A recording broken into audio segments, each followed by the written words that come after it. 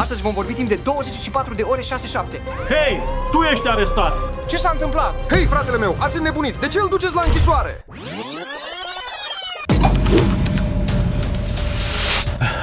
Cybertruck. Wow. Ups. Ah, ce zi frumoasă! Oh, ce s-a întâmplat? Unde este mașina mea? Cineva mi-a furat Cybertruck-ul. Haide, repede, intră! Dar eu nu sunt de vină. Nu am făcut nimic. O să vedem asta! De ce porți două perechi de ochelari? Oricum. Odiseas, ce faci aici? Las, am mâncat dulciurile lui Rafario și de aceea am ajuns aici. Hei, unde te duci? Trebuie să dau ceva foarte important lui Dimon, sunt avocatul său. De când și până când aduc dulciuri la închisoare? Pentru că clientul meu, Dimon, are alergie, dacă nu mănâncă desert, face coco-bloc. Și dacă îi se întâmplă asta, va fi vina ta, vei fi responsabil. Ok, treci! Bine așa. Stas, ce faci aici? Ți-am adus ceva foarte important, dar ce face Odiseu aici? Mare poveste, ce mi-ai adus? Ia asta! Și să știi că te voi elibera, uită-te cu atenție! Wow, are there sweets inside? Wow, e tort, dar o voi mânca. Nu este un tort simplu, este ceva aici, ține! Ne-a trimis un mesaj Stas. Asta este o lamă, cu asta voi evada. Și aici spune că Stas va veni să mă ia la 6 sau 7. 6-7. Ok, încep să mă pregătesc să ies. Eventually. În sfârșit am reușit, mă duc să ies. O să vin și eu cu tine. Vei veni, dar vei urma instrucțiunile mele. Da, sigur. Haide repede! Haide aici! Nu, ce s-a întâmplat? Oh, ochelarii mei! Unde au dispărut aceștia? Acest avocat este vinovat, acum va vedea. Căutăm cei doi deținuți și avocatul. Găsiți-i repede! Fugi! Pe undeva pe aici va fi el. Unde este el? Nu știu, dar el mi-a spus că va veni. Acolo este. Hai să mergem. Dimon, intră înăuntru! Odiseu, tu stai afară! De ce să nu vin și eu cu voi? Pentru că tu ne vei ajuta să întârziem poliția. Bine, mergeți, dacă aveți nevoie Da. de ceva, sunați-mă. Vom fi în contact. Mult noroc. Dimon, hai să mergem și îți voi spune planul în curând, dar asigură-te că porți centura de siguranță! Da, desigur. Staș, suntem urmăriți de poliție, ce facem? Nu știu, Dimon, dar trebuie să fim atenți. Și acum că ai spus despre polițiști, văd polițiști acolo! Adică, acum te vor prinde? Am un costum de camuflaj pentru tine. Mă voi schimba și eu. Iată că vin! Dă jos geamul! Salut, domnule polițist! Cum te cheamă? Numele meu este Vladimir Vadimiric. Facem un control, deschideți portbagajul. Ok, o clipă! Trebuie să verific în mașină. Oh, Doamne, da, desigur verificați, dar cu atenție așa! Uho, am încurcat-o. Să verific să nu aveți cumva nimic ilegal. Nimic ilegal, domnule! Aici este scaunul și aici este interiorul mașinii. Ok, totul este în regulă, hai colegule. Bine, domnule, sunteți curat, puteți pleca. Mulțumesc mult, Dumnezeu să te binecuvânteze. Hai, pleacă. Uf, Dimon, am reușit! Da! Nu știam că dacă mă îmbrac ca un scaun, nu mă vor observa. Nu contează acum, hai să plecăm! Haide! Trebuie să scăpăm! 1 hour later. Uf! I-am lăsat în urmă! Da, stați, dar cine a furat în cele din urmă camioneta cibernetică a lui Ronaldo? Nu te stresa, Dimon! Am făcut o copie cu dovezile reale! Ce, adevărat? Dar nu te stresa! Uite, aici sunt știri de ultimă oră. 3 criminali periculoși au evadat din închisoare, iar cei 2 cei mai buni polițiști din țară îi caută. Dimon, să știi că suntem încurcați! Da, Stas, suntem încurcați, dar nu este vina noastră, nici a lui Odiseu. Uită-te acolo sus ce scrie! What? Hai repede la cafenea, acum! Vino aici, Dimon! Trebuie să ne ascundem undeva. Ce facem acum? Da, pentru că dacă ne prind, ne bagă la închisoare. Mă voi ascunde după acest tort. Pleacă! Acesta este Cappuccino Assassino. Voi intra în el. Bravo, Dimon, ascunzătoare bună! Mulțumesc, Stas. Este incomod aici, dar nu contează. Cred că vin! Ce se întâmplă aici unde sunt toți? Ai văzut pe undeva GL Show? Nu. Așa că nu i-ai văzut, acum îi vom găsi. Este atât de aproape de noi, mi-este frică. Am o ascunzătoare bună, nu mă vor găsi aici. Tu știi ceva? Nu am văzut nimic, doar ne relaxăm. Asta mi se pare suspect. A trecut cineva suspect pe aici? Da, am avut un tip ciudat care nici măcar nu ne-a plătit. Poate că asta vă va ajuta. Ne-a lăsat asta. Da, asta este o informație utilă. Trebuie să mergem acolo, mergem. Dimon, ce facem acum? Avem nevoie de timp. Ok, atunci îl sun pe Odiseu acum să le țină ocupați. Hai, Odiseu, ține-i ocupați cum poți. Noi trebuie să ajungem acolo primii. Da! Le dezumflu roată și plec repede ca să nu mă prindă. Oh, nu! pneul nostru s-a desumflat. Da, acum trebuie să chemăm pe cineva să o repare.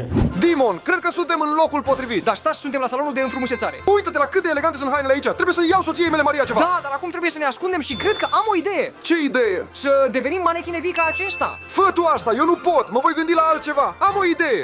Doamna mea, aș dori un tratament facial. De acelea care îți acoperă fața și nu ești recunoscut.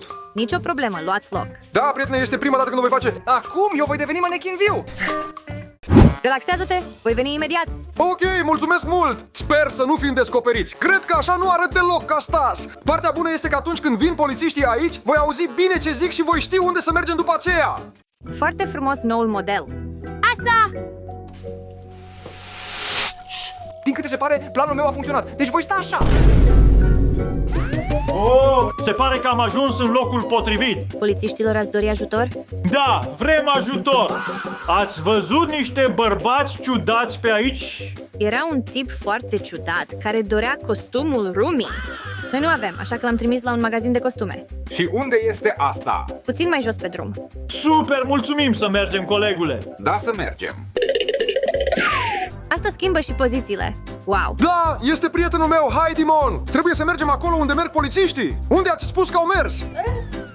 Ok, hai să mergem. M-am deghizat și am blocat drumul. Când vor veni polițiștii și vor vrea să treacă, le voi spune că drumul este în lucru, așa că vor întârzia. Sper însă să nu mă observe. Stop! Drumul este închis, trebuie să mergeți pe altundeva. De ce este închis drumul? Ce se întâmplă? Facem lucrări rutiere, agenți de poliție, din păcate nu puteți trece, mergeți pe altă parte. Astăzi nu este ziua noastră. Bine, hai să mergem. Mergeți repede. Da, prietene, am mers, ei m-au crezut și așa vor întârzia mai mult. Da! Scuzați-mă, mă puteți ajuta? Vrem costumul lui Rumi. Poți să mă ajuți, te rog? Salut băieți, ce-ați dori? Eu sunt managerul magazinului. Caut costumul lui Rumi, cel mai cunoscut. Din păcate este epuizat pentru că toată lumea își dorește acest costum. Ce vom face acum? Poliția aproape că vine. Deghizează-te repede, vin imediat. Cu ce să mă îmbrac, băieți? Nu știu cu ce să mă îmbrac. Am o idee. O să devin chicletera, bicicletera. Voi sta așa și sper că nimeni nu mă va observa. Eu voi deveni Bobrito Bandito. Îți vine foarte bine. Deci, ce se întâmplă aici? Vă relaxați? De ce ai venit? Să aduci uniforma ta înapoi. Despre ce vorbești? Ai înnebunit, suntem polițiști adevărați. Da, noi suntem adevărați polițiști, cei mai adevărați. Wow, bine, cum pot să te ajut? Spune-mi cine a luat costumul lui Rumi? Ce s-a întâmplat cu costumul lui Rumi? Vă spun că este epuizat. Ajunge? Ce este asta aici? De ce poartă tricou GL Army? Se pare că îl vor prinde pe Stas. Nu pot să cred. Doar sunt fanul lor și îmi plac tricourile lor. E o problemă că port acest tricou. Bine, am pierdut atât de mult timp aici. Mai bine să căutăm în parc. Ai auzit? Merg în parc. Da, am auzit, este incredibil. Nu m-au prins pentru că pur și simplu mi-am schimbat vocea. Trebuie să fim mai atenți. Și au spus ceva despre parc. Trebuie să mergem acolo înainte să ajungă ei. Te urmez.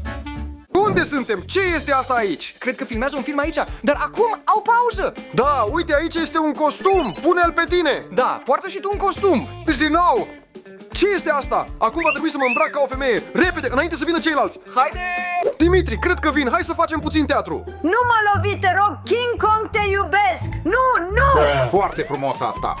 Da, și această femeie cu brațele este foarte ciudată. Mie îmi place. Dimon, suntem în pericol. Este lângă noi. Trebuie să facem ceva. Asta probabil a fost în scenariu. Nu, aceștia au fost Stas și Dimon. Stas, acesta este locul cu datele poliției. Bine, acum mă voi urca în copac să văd dacă observ ceva ciudat. Da, uite, și ai grijă cu acestea. Ce se întâmplă acolo sus? Este foarte sus aici, dar totuși văd casa lui Ronaldo acolo. Dar stai... ce este asta? Cineva a fost cu siguranță aici sus. Dimon, vin polițiștii, ascunde-te, intră în gunoi repede, repede. Tu stai sus. Am intrat și acum mă voi acoperi cu gunoiul. Ce avem aici?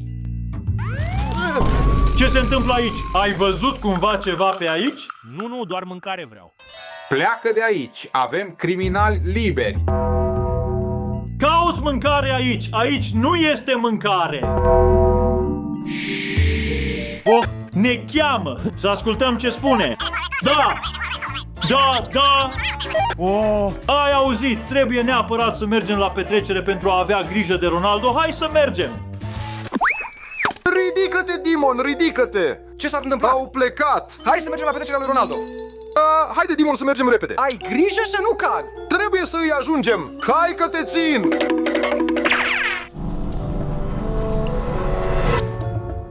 Nu pot să cred că aici este Ronaldo! Da, m-am îmbrăcat intenționat ca Messi. Bine, o să găsesc un loc să mă ascund. Distrage-l! Da!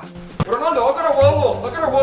Salut, Messi! De ce porți mască? Sunt doar puțin bolnav. Stas, mă auzi? Ce s-a întâmplat? Tipul acela mi amintește de ceva. Uită-te la el! Nu-mi vine nimic în minte. La ce te face să te gândești? Curierul care a venit aseară purta aceiași ochelari și aceeași mască. Uite, tipul acela caută ceva. Ce caută acolo? Nu știu, voi asculta.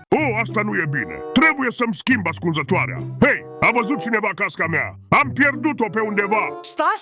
El își caută căștile. Nu ai găsit o cască mai devreme în copac? Da, la copac era, el le caută. Și mie mi-amintește de ceva. Deci, totul este conectat acum. Du-te la casa lui, iar eu o să am grijă aici. Bine, eu plec. Frumos! Ce zici, Ronaldo? Cum merge? Ai găsit Cybertruck-ul? Nu, încă nu l-au găsit. Suntem foarte aproape de obiectiv, îl vom atinge foarte curând. Frumos, asta e bine. Asta nu e bine! Trebuie să schimb ascunzătoarea! Șefule, tocmai mi-am amintit că soția mea naște și trebuie să mă întorc acasă imediat. Nicio problemă, pleacă, da, să trăiască. Mulțumesc mult! Stas, trebuie să-l urmăm. Hai, dar acoperă-mă! Să mergem... Messi, singur, dar trebuie să plec. Ancora Messi! Unde merge tipul ăsta? Urmează-l! Unde se duce? Unde se duce acesta? Este, într-adevăr, foarte suspect. Timon, camionul cibernetic al lui Ronaldo! Acesta probabil este hoțul, dar unde este polițistul? Lasă polițistul, hai să-l prindem înainte să scape din nou! Da! Da! Cybertruck-ul meu! Ha! Te-am prins, hoț! Tu ai furat-o! Lasă-mă! Nu aparțin acestui loc! Cine ești tu? Nu! Să vedem...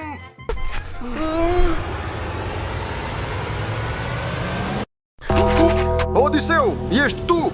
Da, eu sunt! Cybertruck este mașina mea preferată și singurul care o are este Ronaldo. De aceea ai fost la închisoare, dar de ce m-au pus pe mine? Eu le-am spus, pentru că știu că ești inteligent și ai evadat din închisoare. Iar împreună cu tine aș pleca și eu. Odiseu, a fura este rău, este interzis! Și nici voi, gays, să nu furați niciodată. Și să ascultați întotdeauna de părinții voștri. Și abonați-vă cu toții.